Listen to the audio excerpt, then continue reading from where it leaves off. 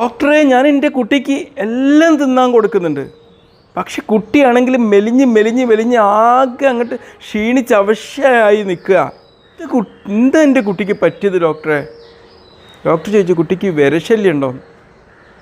ആ ഡോക്ടറെ, ഉണ്ടല്ലോ. എന്നാൽ ആ വിര വിമുക്തമാക്കാൻ വേണ്ടിയിട്ട് ഒരു മെഡിസിൻ തരാമെന്നാണ്. ആൽബൻഡസോളിൻ്റെ ഒരു ഗുളിക ഡോക്ടർ അമ്മേൻ്റെ കൈ കൊടുത്തയച്ചു. ഇത് നന്നായിട്ട് ചവച്ചരച്ച് അങ്ങോട്ട് കഴിക്കുക. ചവച്ചരച്ച് തന്നെ കഴിക്കണം കേട്ടോ, അല്ലാതെ കഴിക്കുക. അല്ലെങ്കിൽ അതിൻ്റെ സിറപ്പ് കഴിക്കുക. ഫെബ്രുവരി 8 ദേശീയ വിരവിമുക്ത ദിനമാണ്. നിങ്ങളുടെ വീടുകളിലൊക്കെ ഇതെത്തും.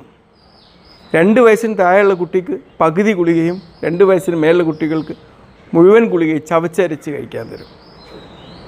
അത് കഴിഞ്ഞാൽ കാരണം നമ്മളെ കുട്ടികളിൽ കാണുന്ന ഒരുപാട് വിരൾച്ച, ക്ഷീണം, അതുപോലെ പല പ്രശ്നങ്ങൾക്കും കാരണം ചിലപ്പം ഈ വിരശല്യമായിരിക്കും. നമ്മളെ കുട്ടികൾ കളിച്ച് നടക്കുമ്പോൾ മണ്ണിൽ നിന്നും മറ്റുമാണ് ഇത് കുട്ടിയുടെ ശരീരത്തിലേക്ക് പ്രവേശിക്കുന്നത്. മനസ്സിലായില്ലേ? അപ്പം നമ്മുടെ കുട്ടിയുടെ പരിസരങ്ങളൊക്കെ ശുദ്ധിയാക്കി വെക്കാനും ഈ വിരവിമുക്ത ദിനത്തിൽ നമ്മൾ പ്രതിജ്ഞ എടുക്കണം. Okay, be healthy, by.